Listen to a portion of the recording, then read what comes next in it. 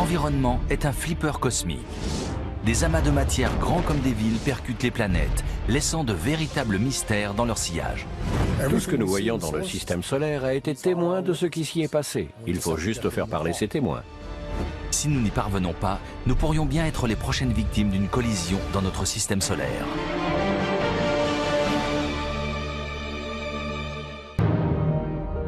Notre système solaire ne se limite pas à 8 planètes et plus de 170 lunes tournant autour du Soleil.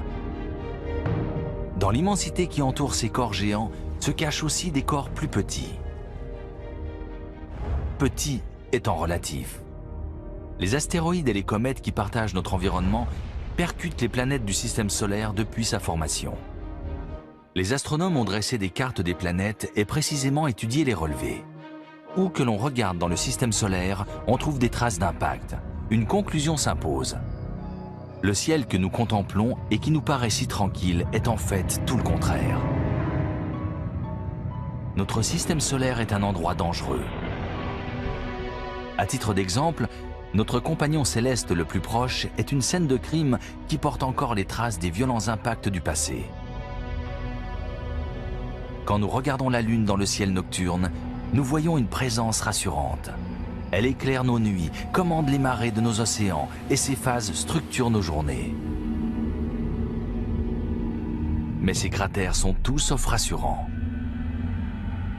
Comme les cicatrices sur le visage d'un boxeur, ils racontent une histoire longue et violente, celle des batailles épiques qui se sont déroulées dans notre environnement. La Lune est comme un vieux livre dans lequel nous pouvons lire l'histoire du système solaire. La première leçon de ce manuel d'histoire commence il y a 4,5 milliards d'années avec sa naissance apocalyptique.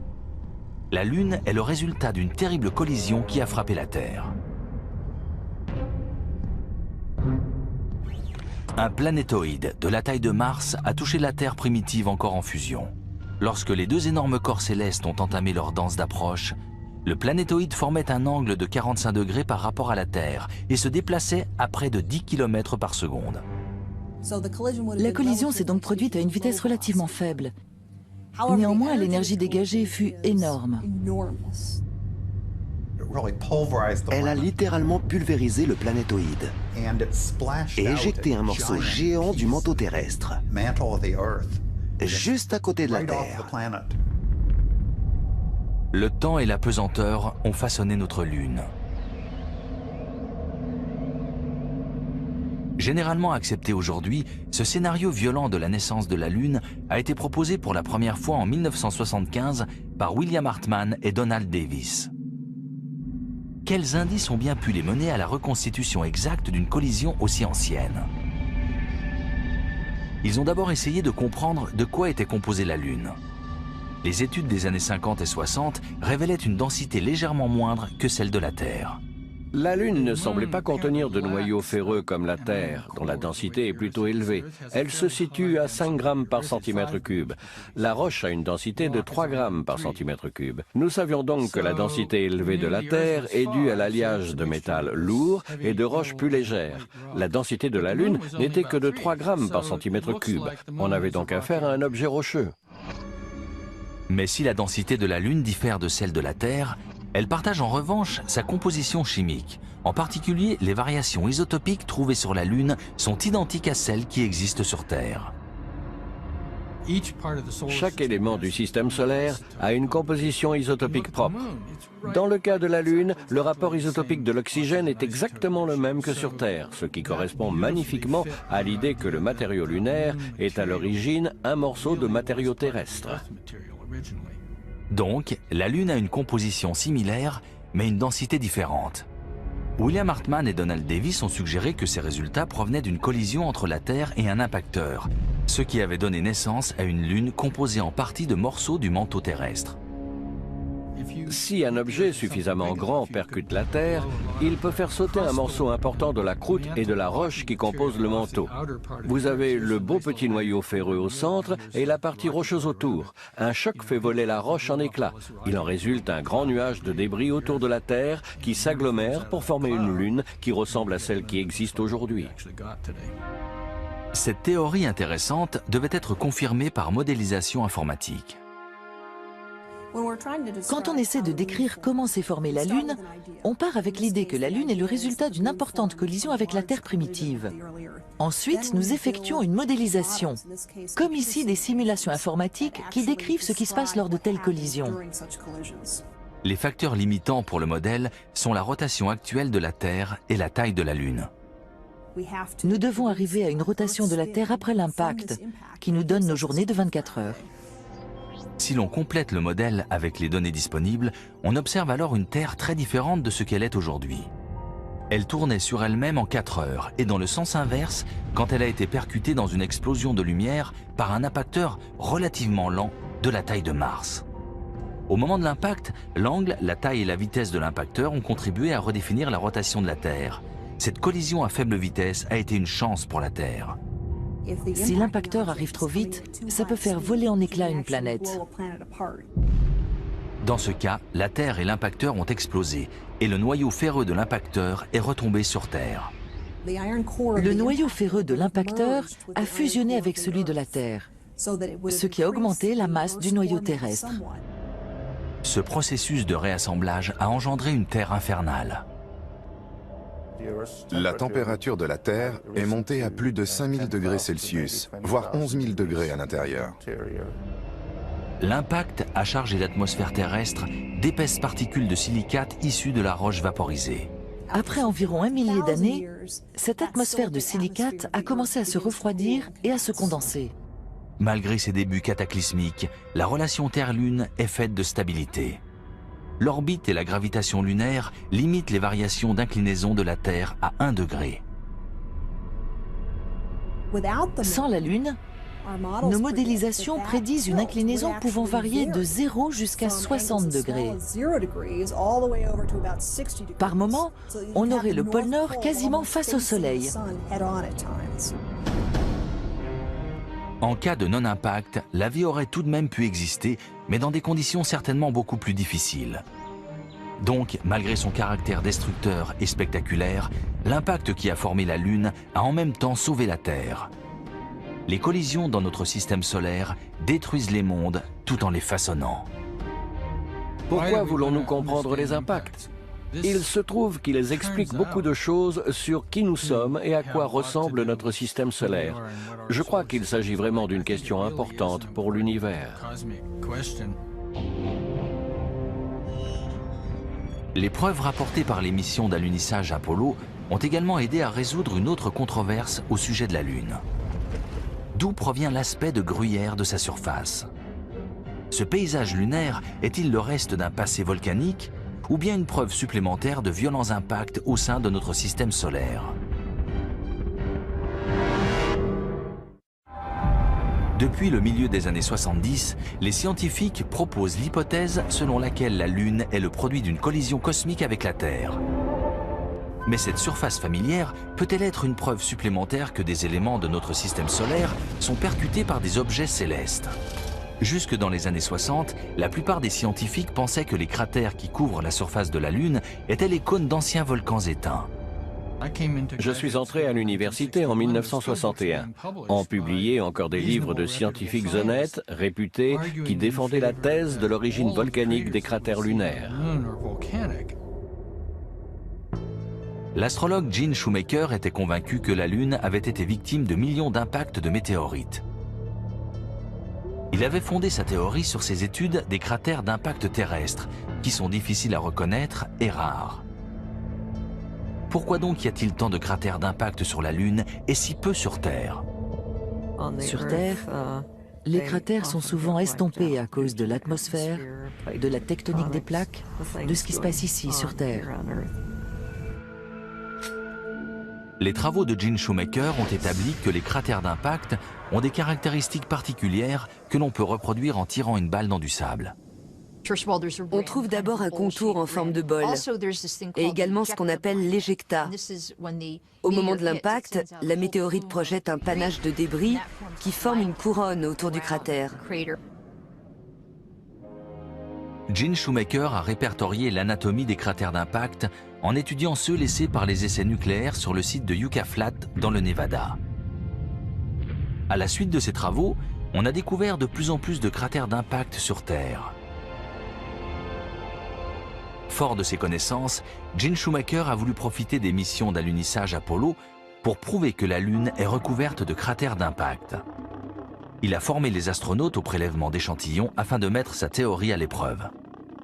Il les a emmenés se promener, une pioche à la main, pour bien leur faire comprendre la géologie de la Terre, afin qu'une fois sur la Lune, ils soient capables de penser en géologues. Formés par Gene Shoemaker, les astronautes de la mission Apollo ont rapporté la preuve qui manquait aux scientifiques. Les cratères lunaires étaient des cratères d'impact et non des volcans éteints. La Lune est un témoin. Les astronautes de l'ère Apollo ont rapporté des échantillons de roches lunaires qui semblaient tous avoir le même âge. Cela a été révélateur. Les échantillons prélevés sur les cratères lunaires au cours des missions de la NASA pendant les années 60 et 70 faisaient remonter l'apparition de ces cratères à une période spécifique très ancienne.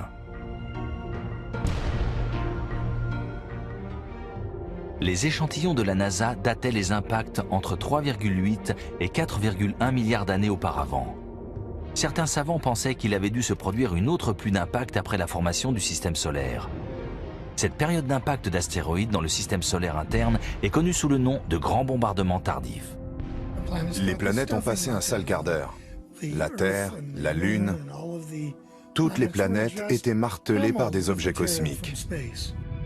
Selon certains scientifiques, le ciel a libéré une attaque d'astéroïdes et de météorites pendant cette période. Pendant environ 300 millions d'années, d'immenses corps célestes ont dérivé dans le système solaire, tournant autour du Soleil et croisant l'orbite des planètes du système interne. Il y avait tout un tas de balles cosmiques qui fusaient, dans tous les sens. Qu'est-ce qui a causé ce bombardement ? Il y a eu une forte augmentation des impacts, qui a peut-être été déclenchée par les mouvements des planètes du système externe, c'est-à-dire une source externe qui envoie un tir de barrage de comètes et d'astéroïdes vers le système solaire interne. Certains scientifiques pensent qu'il a pu se produire un effet domino après une modification des orbites de Jupiter et de Saturne ayant entraîné d'énormes perturbations pour les planètes. Des changements gravitationnels ont eu des répercussions sur l'orbite de l'anneau de débris, qu'on appelle la ceinture d'astéroïdes, découverte entre les systèmes solaires internes et externes. Les débris ont commencé à croiser les orbites de Mercure, Vénus, la Terre, Mars et leur Lune. Cet événement s'est produit près d'1 milliard d'années après la formation du système solaire, à la fin de son adolescence en quelque sorte. Les planètes et la Lune balayaient tous les débris laissés par la formation du système solaire. Heureusement pour nous, les collisions cosmiques au rythme du grand bombardement tardif ont disparu pour de bon de notre système solaire. Chaque fois qu'un de ces objets percute une planète, ça en fait un de moins à dériver dans le système solaire. Donc on peut se dire que les planètes ayant bougé et balayé beaucoup de ces objets pendant des milliards et des milliards d'années, il y en aura de moins en moins autour de nous. Nous sommes arrivés à un moment de l'histoire du système solaire où ces objets célestes sont relativement peu nombreux et nous pouvons donc espérer connaître une assez longue période sans se faire percuter par l'un d'eux.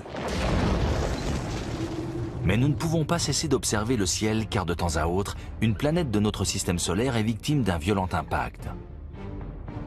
En 1994, une énorme boule de neige a foncé droit sur une boule de gaz géante et transformé la Terre en témoin oculaire stupéfait.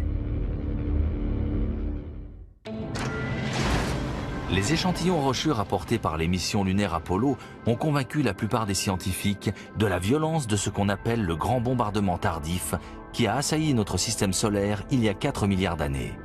Mais dans les années 90, beaucoup continuaient de croire que la probabilité d'un nouvel impact avec un gros objet céleste était quasiment nulle. L'astrogéologue Gene Shoemaker a donc entrepris de démontrer que les collisions avec de grands objets dans notre système solaire n'appartiennent pas entièrement au passé. Cela rappelait la fable de Chicken Little. L'idée était farfelue. C'était un sujet de film de science-fiction, mais c'était un peu difficile à envisager sérieusement. On n'a jamais entendu parler d'une personne qui serait morte frappée par un astéroïde.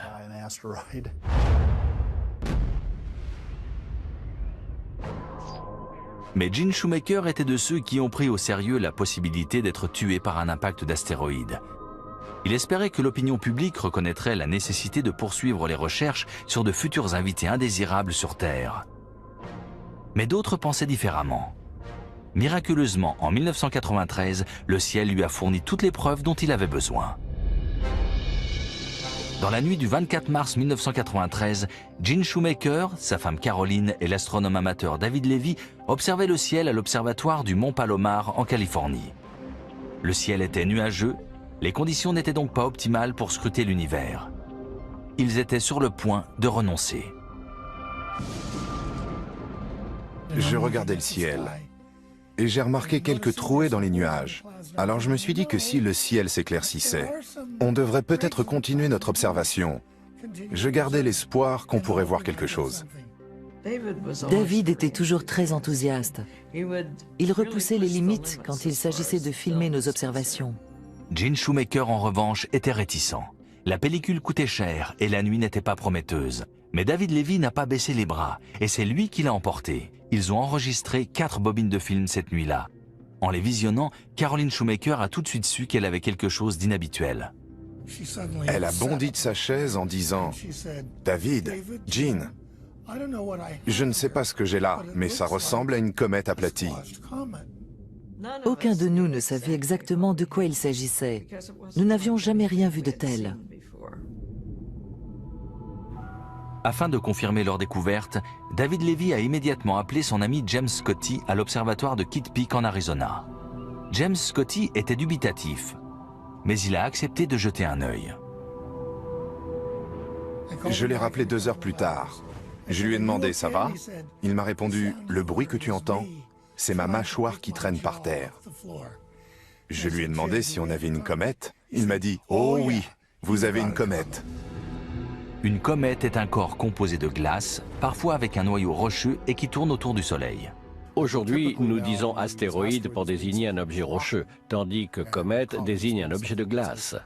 Mais avec ces définitions, nous commençons à nous rendre compte que nombre d'objets de la ceinture d'astéroïdes sont en réalité constitués de glace. Cela dépend de l'endroit où ils se sont formés. Soit ils contiennent de l'eau gelée parce qu'ils étaient loin du Soleil, soit ils se sont formés près du Soleil, auquel cas ils sont à peu près dépourvus d'eau.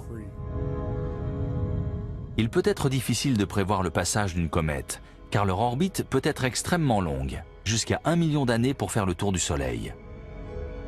Le calcul de l'orbite de la comète Shoemaker-Levy 9, comme on l'a appelée, a révélé qu'elle était passée à proximité de Jupiter en juillet 1992, et que la force gravitationnelle de la planète l'avait brisée en 21 fragments. Les comètes peuvent être très fragiles. Donc on voit un fragment ici, un autre là, mais jamais aligné comme dans notre cas.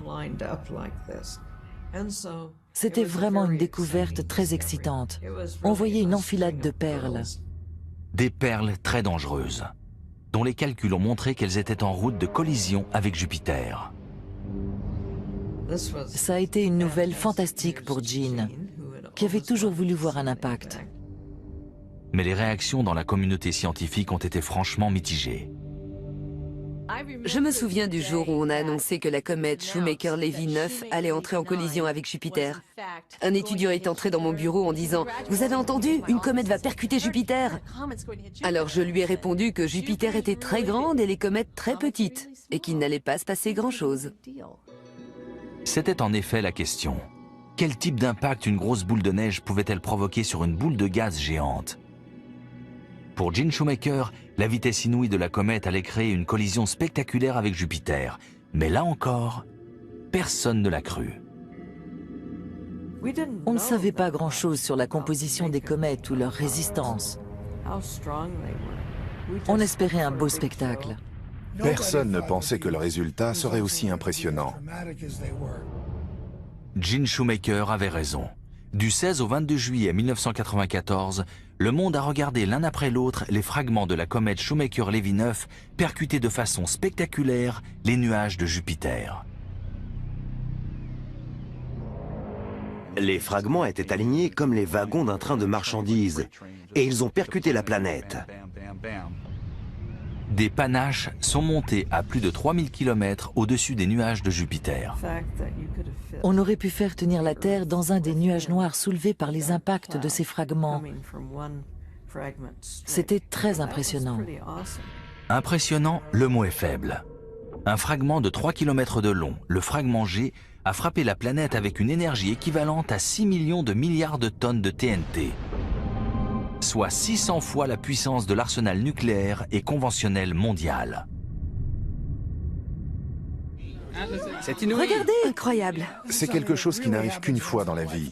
Notre compréhension du système solaire évoluait à pas de géant au moment même où on le regardait. C'est comme ça qu'on fait de la science. La preuve était faite que les impacts n'étaient pas seulement possibles, mais inévitables et très dangereux. Selon certains, si un morceau de comète de la taille du fragment G entrait en collision avec la Terre, cela pourrait faire disparaître la majorité des formes de vie sur la planète. Savoir que les collisions dangereuses sont encore possibles dans notre système solaire n'est qu'une partie de l'héritage de Gene Shoemaker. En 1997, il est mort dans un accident de voiture alors qu'il étudiait des cratères d'impact à Alice Springs, en Australie. Je me souviens d'un dîner où un convive a demandé à un autre qui était le plus grand planétologue et le plus grand géologue du XXe siècle. Sans hésiter, il a répondu Gene Shoemaker. Gene Shoemaker a permis au monde de comprendre que les impacts dans notre système solaire sont toujours des désastres en attente de réalisation. Mais ces collisions violentes ont-elles aussi contribué à façonner les planètes environnantes, à modifier leur composition ou même leur positionnement? Par exemple, pourquoi Mars a-t-elle deux faces distinctes? Et pourquoi Uranus repose-t-elle sur son flanc? Un morceau de débris du système solaire, 10 fois plus petit que notre Lune, est lancé à travers l'espace. Les roches et les débris qui se trouvent sur son chemin sont anéantis, mais laisse des traces à sa surface. Il est en route de collision avec Mars. L'impacteur et Mars sont sur le point de tester la capacité de deux objets à occuper le même espace au même moment.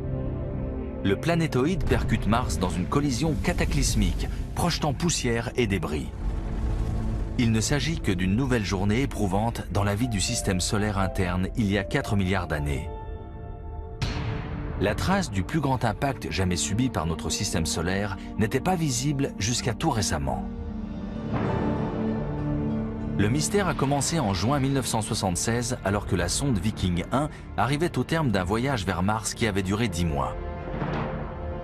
Elle s'est mise en orbite autour de la planète rouge et a commencé à envoyer des photos à la Terre. La sonde et sa compagne Viking 2 ont effectué plus de 2100 voyages autour de la planète et envoyé des photos des canyons, cratères, volcans et plaines de lave de Mars. Les photos ont également révélé une curieuse division de la surface de la planète. Mars a ce que nous appelons une dichotomie hémisphérique, où la moitié nord de la planète a une surface très lisse et une faible altitude, tandis que la moitié sud a une surface beaucoup plus irrégulière et une altitude élevée. Nous connaissons l'existence de cette dichotomie depuis une trentaine d'années. Le mystère demeure quant à sa formation. Dans les années 80, l'astronome Stephen Squires et le géologue Don Willems ont proposé une théorie radicale. Ce qu'on appelle la théorie de l'impact géant repose sur l'idée que la faible altitude observée au nord de Mars est en fait le plus grand cratère d'impact du système solaire. Grand comme l'Asie, l'Europe et l'Australie réunies, il recouvre 40% de la surface de Mars. Mais la théorie a rencontré des problèmes.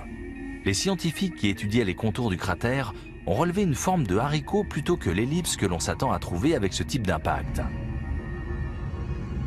Une équipe de scientifiques, dont font partie Jeffrey Andrews Hanna et Bruce Banerdt, ont récemment entrepris de mettre au point une image plus nette de ce cratère d'impact. À l'aide de relevés topographiques et gravitationnels, ils ont pu voir sous les flots de lave qui inondent le dôme de Tharsis, où se trouvent les plus grands volcans du système solaire. En retirant les effets de l'activité volcanique, ils ont pu distinguer la forme réelle du cratère. Il nous a donc été donné de voir ce qui était là depuis sans doute 4 milliards d'années. Et nous avons découvert que le contour de la zone n'était pas du tout en forme de haricot comme on le pensait, mais dessinait en réalité une ellipse régulière.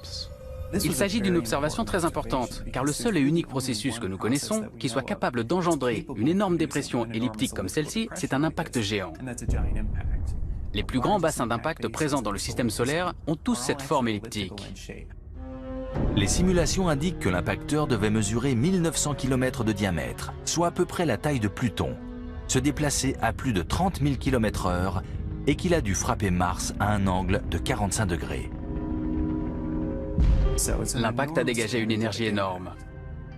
Il n'est pas étonnant que les estimations datent l'impact sur Mars à l'époque tardive de la formation de notre système solaire, il y a 4 milliards d'années. Il s'agit d'un des 2 impacts géants qui marquent encore des planètes de notre système solaire. On peut déceler les traces de l'autre impact dans la position couchée d'Uranus. Située au bout du système solaire, Uranus est plutôt terne. Elle possède des anneaux, mais bien moins spectaculaires que ceux de Saturne. Uranus est une géante de glace, mais elle est ridicule à côté de ses voisines Jupiter et Saturne, qui sont des géantes gazeuses. Comme la Terre, Uranus a un noyau solide, mais la similitude s'arrête là. On ne pourrait pas poser de vaisseau à sa surface. Son atmosphère est extrêmement dense, à tel point qu'on dirait du pudding. Ce pudding repose sur un lit de glace qui compose le manteau de la géante.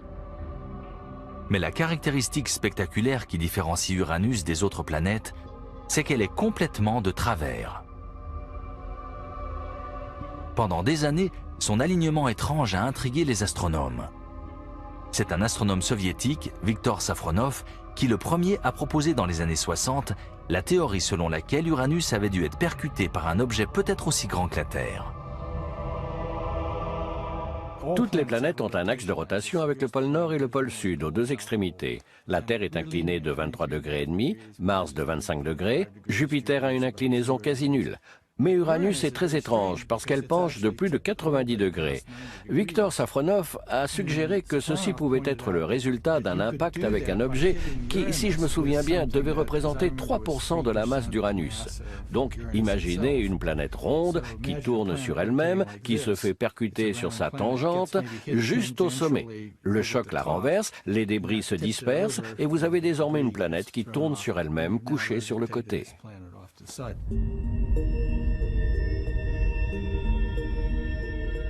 Les impacts ne se contentent pas de renverser les planètes comme Uranus ou de modifier complètement leur surface comme sur Mars.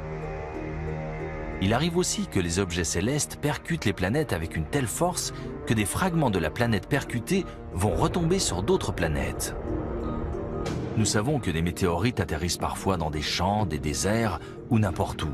Et parfois ces météorites sont des morceaux arrachés à une planète qui nous renseigne sur un autre monde. Notre système solaire n'est pas un lieu bien ordonné. De nombreux débris n'ont pas fusionné avec une planète. Ces objets flottent dans la ceinture d'astéroïdes entre Mars et Jupiter comme autant de laissés pour compte qui cherchent la bagarre. Les collisions engendrent des collisions lorsqu'un impact déplace des morceaux de planètes qui finissent eux-mêmes par s'écraser sur une planète. Ces objets sont la preuve tangible qu'il existe des impacts dans notre propre système solaire.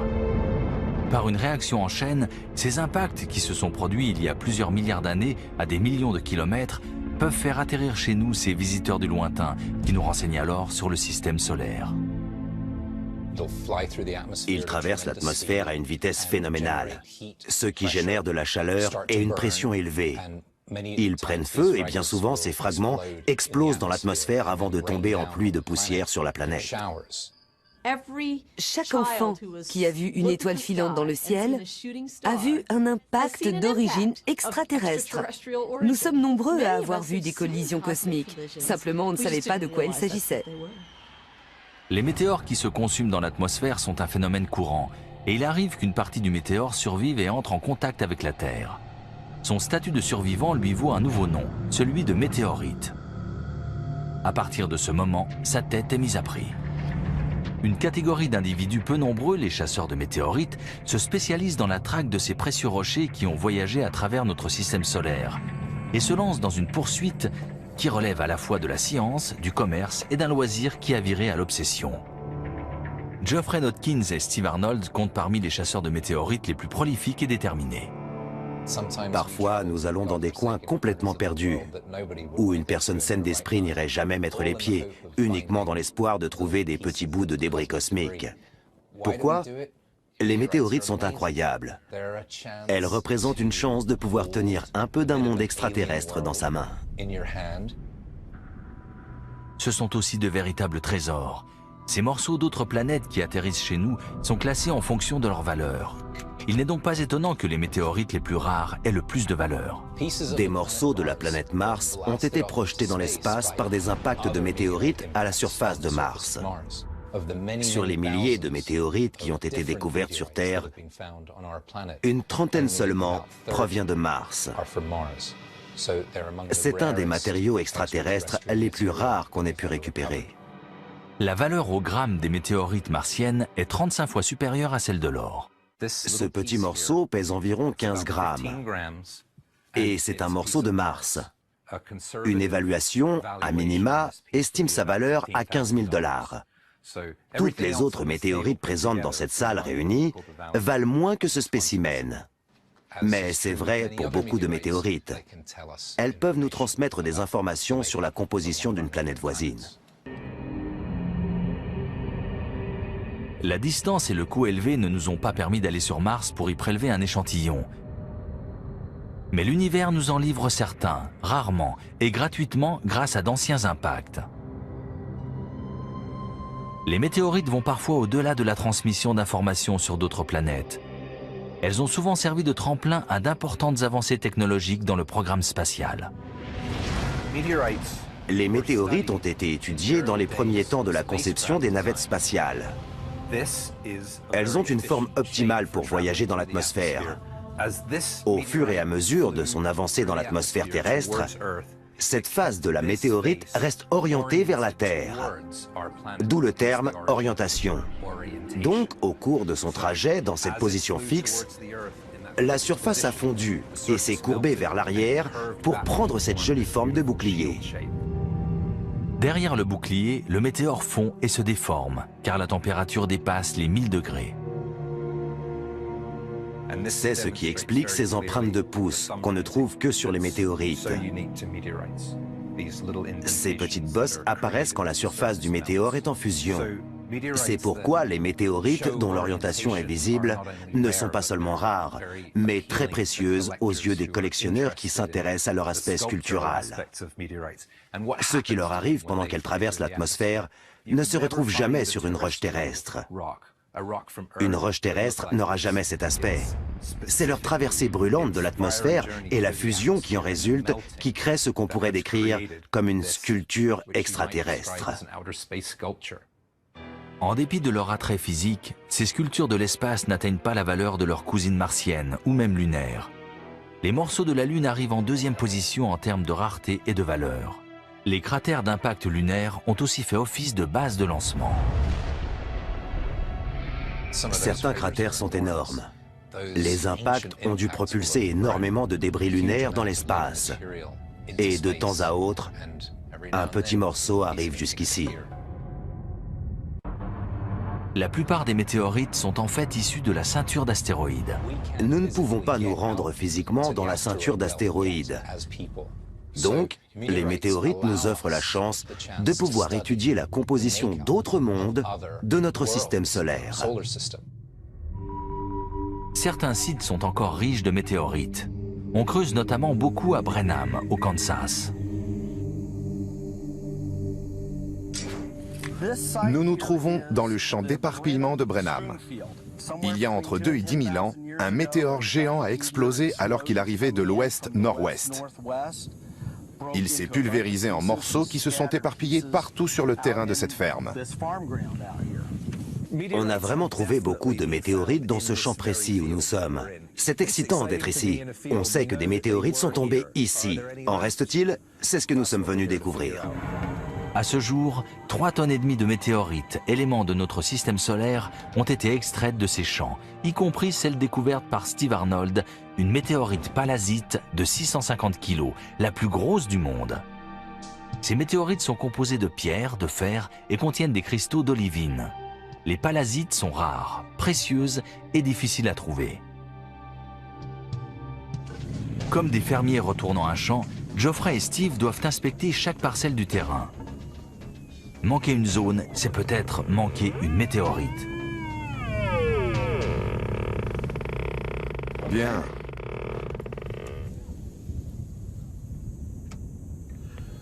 On va localiser l'objet, voir ce que c'est. Creuser n'est jamais facile, mais une poussée d'adrénaline accompagne la chasse. La possibilité d'avoir sous les pieds une météorite valant des dizaines de milliers de dollars diminue un peu les douleurs lombaires pour le chasseur qui creuse. Par contre, ça ne diminue pas la déception de trouver une fausse météorite, comme cette roue pleine de rouille. C'est la plus belle de nos fausses météorites, à vrai dire. C'est clair. Elle ne vaut rien, bien sûr. La chasse se poursuit dans un champ 3 km au sud.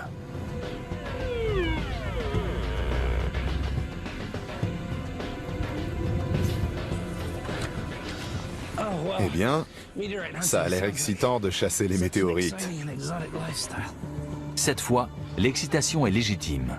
Ils ont trouvé quelque chose dont la forme et le contenu métallique suggèrent qu'il s'agit bien d'une météorite. Vise-moi ça. Ça m'a l'air d'être un beau morceau. Je l'ai. Regarde. Félicitations. Félicitations. Oui. Elle est enterrée là depuis peut-être 5, 10, 15 000 ans, dans l'attente d'être enfin mise au jour. La forme classique de la météorite, sa face aplatie par la chaleur dégagée lors de son entrée dans l'atmosphère terrestre, et son poids, près de 20 kg, pourrait en faire une découverte de premier ordre. 20, 25 000 dollars peut-être.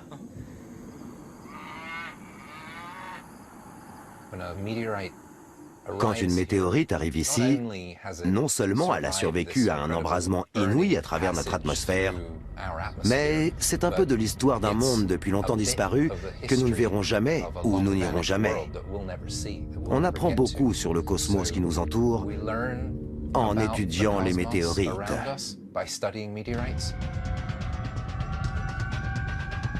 Certaines météorites survivent à leur voyage dans le système solaire pour nous faire rêver à d'autres mondes. Quelle sorte de preuve pourrait se cacher dans ces roches venues de l'espace? Est-ce la preuve d'une vie extraterrestre?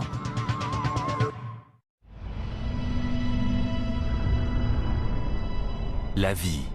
Nous en recherchons des signes dans notre système solaire. Nous interrogeons sans relâche ses origines sur Terre, mais d'où vient vraiment la vie? Pas seulement les premiers organismes vivants, mais les éléments constitutifs qui ont permis l'évolution de la vie. Les collisions cosmiques pourraient bien être la clé de la diffusion des graines de vie à travers notre système solaire et l'univers. La vie sur Terre s'est constituée il y a entre 3,5 et 3,8 milliards d'années. Au moment où le chaos du grand bombardement tardif commençait à s'apaiser et où les conditions ont permis la formation de l'eau, des astéroïdes et des comètes ont traversé le système solaire et se sont écrasés. Ces objets célestes pourraient avoir beaucoup de choses à nous dire sur le moment et le lieu où la vie s'est constituée. En effet, les molécules organiques qui sont les éléments constitutifs de la vie sur Terre dérivent aussi dans l'espace, dans les noyaux des comètes et à la surface des astéroïdes. Nous sommes constitués du même matériau que notre environnement. Et je dirais même plus, nous sommes constitués du matériau issu d'étoiles devenues lourdes, qui, quand elles explosent et deviennent des supernovas, se dispersent partout dans l'espace. Certains fragments nous arrivent sous la forme de comètes, qui ensuite deviennent nous, des hommes. Donc en un sens, nous sommes faits d'étoiles et de comètes. Ceci au sens propre. Par exemple, le fer que contient notre sang s'est formé pendant la mort d'étoiles voici plusieurs millions d'années. Dans les dernières phases de la vie d'une étoile, après que le processus de fusion a consommé l'hydrogène et l'hélium qu'elle contenait, il produit du fer. Ce fer est distribué à travers l'espace lorsque l'étoile meurt et explose. Ce système de distribution projette les éléments constitutifs de la vie dans notre galaxie et au-delà. Aussi, quand on regarde le ciel étoilé, on est en droit de se demander si la vie existe ailleurs. Étonnamment, les collisions dans notre système solaire apportent parfois la recherche de vie extraterrestre directement à la surface de la Terre. En 1984, en Antarctique, des chasseurs de météorites ont découvert une roche étrange qui a déclenché une forte controverse quant à la possibilité de la vie sur Mars. Elle n'était qu'un morceau de roche à la surface de Mars, qui vaquait joyeusement à ses occupations, quand un autre météore plus grand a percuté la planète Mars et donné une impulsion suffisante à la roche pour la libérer de la pesanteur martienne, l'envoyer dans le système solaire, où elle a vadrouillé pendant un moment, avant de rencontrer le puits gravitationnel de la Terre et de tomber sur notre planète. On lui a donné le nom de ALH 84001, et il s'agit peut-être de la météorite la plus importante jamais découverte. Today, Rock 84001 speaks of the possibility of life. The simplest explanation to us is Martian life. Elle contenait effectivement des traces de composés carbonés. L'examen au microscope a montré des structures évoquant une forme de vie simple. On en a donc conclu que cette météorite contenait la preuve de la vie sur Mars. ALH 84001 semblait contenir des fossiles microscopiques d'une ancienne bactérie martienne. On avait 4 séries d'indices.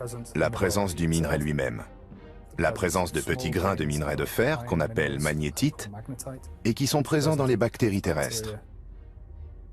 La présence des fossiles et la présence de composés carbonés qui, sur Terre, indiquent un processus de vie. Pris ensemble, ces 4 séries d'indices ont mené à l'hypothèse que la vie avait existé sur Mars. Ces découvertes ont engendré à la fois l'espoir et des discussions virulentes. Est-il possible qu'une collision passée ait déposé la première preuve de vie extraterrestre juste sous notre nez ? Cette conclusion a été très controversée et la majorité des scientifiques la considèrent comme erronée. Mais cette météorite a soulevé un intérêt 1000 fois supérieur à ce qui se serait passé avec une météorite ordinaire. Des scientifiques ont suggéré que les molécules organiques contenues dans la météorite étaient le résultat d'une contamination par la glace de l'Antarctique, ou bien que leur formation ne relevait pas d'un processus biologique. En dépit de ce contretemps, la recherche d'une vie extraterrestre continue. Là où la vie peut advenir, elle advient. La vie existe sur Terre dans des environnements très isolés, là où règnent des conditions extrêmes. La vie semble être une propriété de l'univers très résistante.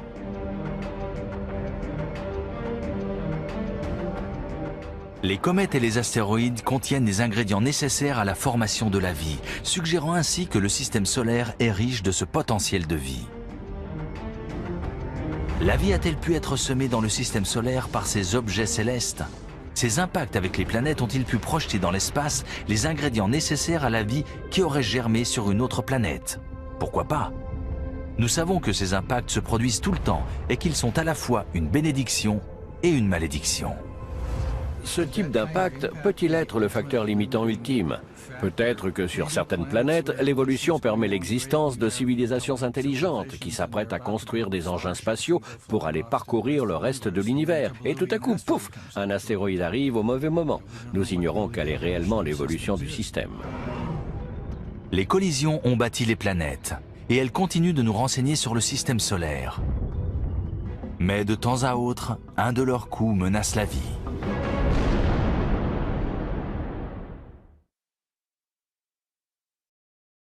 William Hartmann et Donald Davis ont suggéré que ces résultats provenaient d'une collision entre la Terre et un impacteur, ce qui avait donné naissance à une Lune composée en partie de morceaux du manteau terrestre. Si un objet suffisamment grand percute la Terre, il peut faire sauter un morceau important de la croûte et de la roche qui composent le manteau. Vous avez le beau petit noyau ferreux au centre et la partie rocheuse autour. Un choc fait voler la roche en éclats. Il en résulte un grand nuage de débris autour de la Terre qui s'agglomère pour former une lune qui ressemble à celle qui existe aujourd'hui. Cette théorie intéressante devait être confirmée par modélisation informatique. Quand on essaie de décrire comment s'est formée la Lune, on part avec l'idée que la Lune est le résultat d'une importante collision avec la Terre primitive. Ensuite, nous effectuons une modélisation, comme ici des simulations informatiques qui décrivent ce qui se passe lors de telles collisions.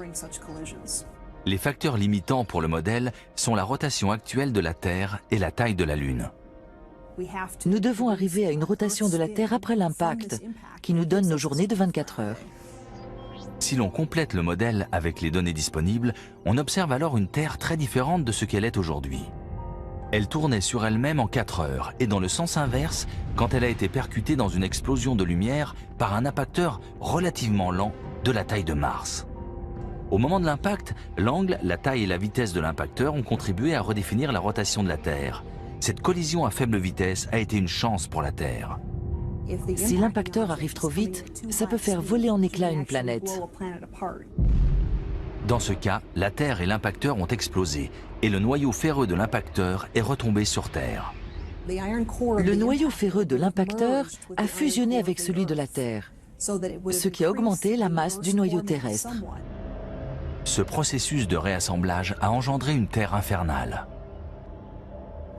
La température de la Terre est montée à plus de 5000 degrés Celsius, voire 11 000 degrés à l'intérieur. L'impact a chargé l'atmosphère terrestre d'épaisses particules de silicate issues de la roche vaporisée. Après environ 1 millier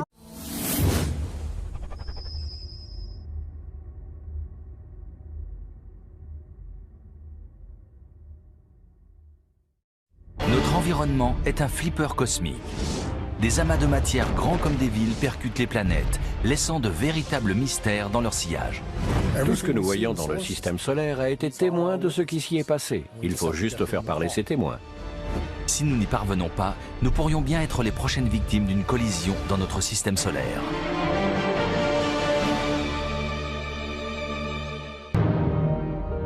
Notre système solaire ne se limite pas à 8 planètes et plus de 170 lunes tournant autour du Soleil.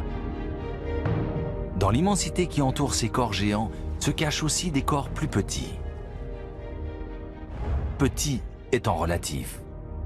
Les astéroïdes et les comètes qui partagent notre environnement percutent les planètes du système solaire depuis sa formation. Les astronomes ont dressé des cartes des planètes et précisément étudié les relevés. Où que l'on regarde dans le système solaire, on trouve des traces d'impact. Une conclusion s'impose. Le ciel que nous contemplons et qui nous paraît si tranquille est en fait tout le contraire.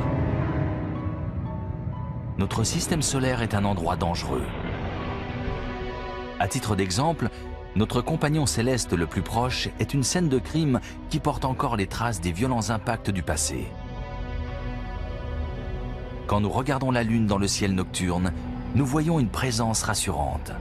Elle éclaire nos nuits, commande les marées de nos océans et ses phases structurent nos journées. Mais ces cratères sont tout sauf rassurants. Comme les cicatrices sur le visage d'un boxeur, ils racontent une histoire longue et violente, celle des batailles épiques qui se sont déroulées dans notre environnement.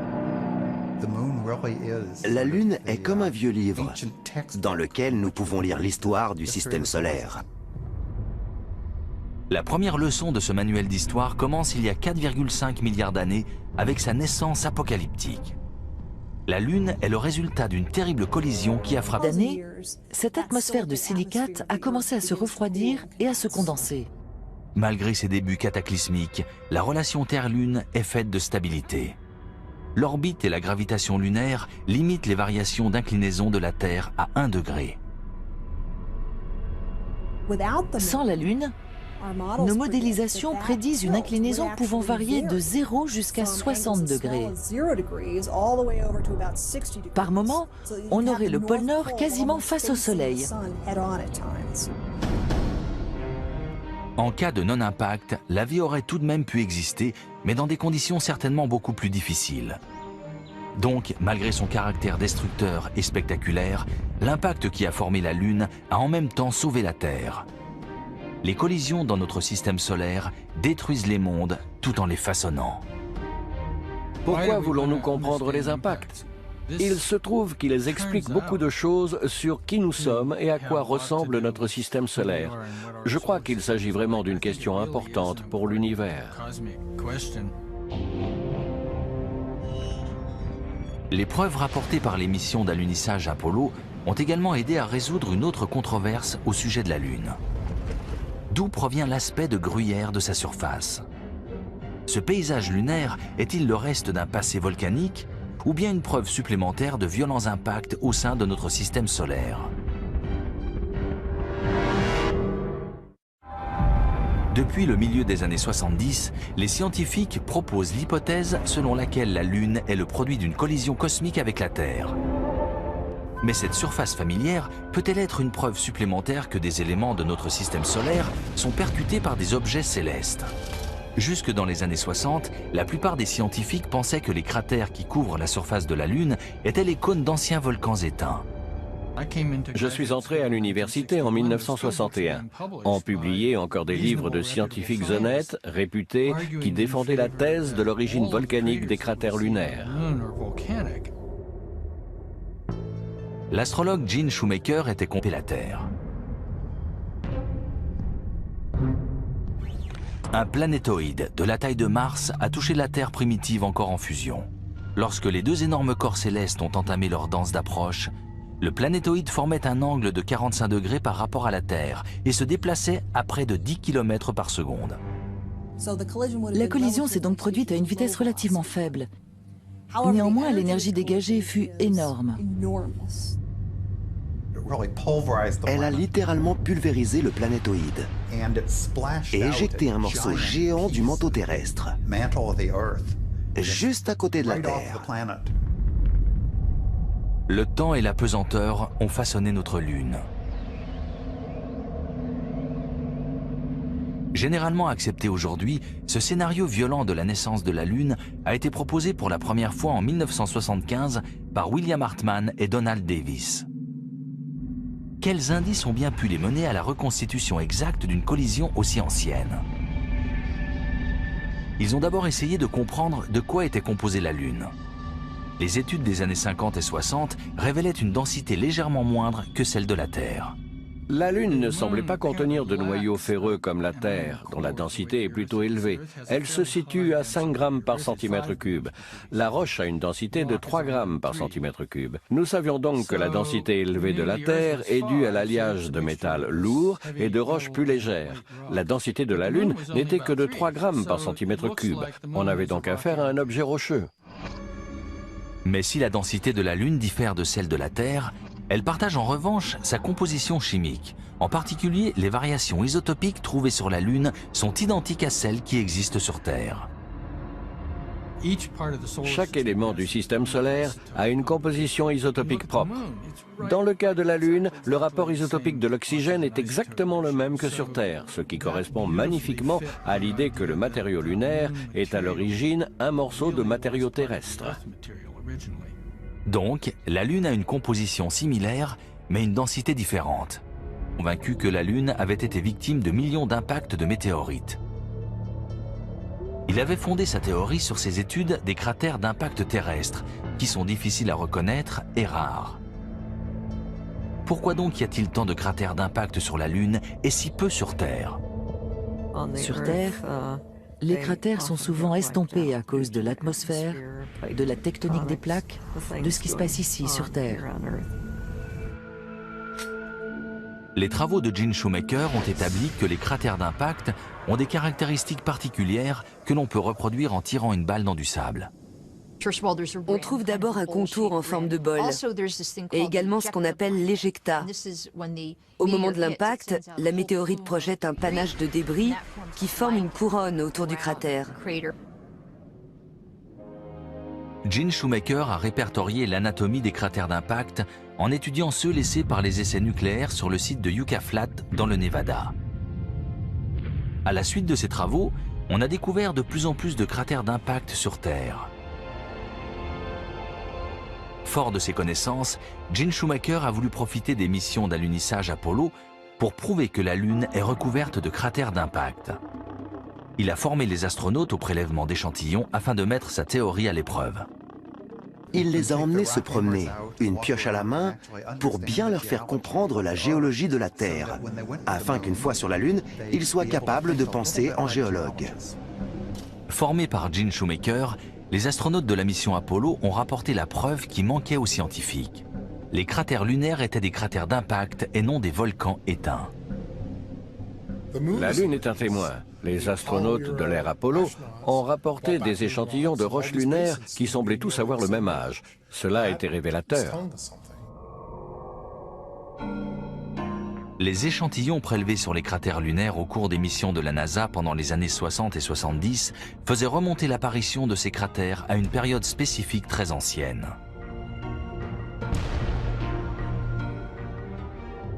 Les échantillons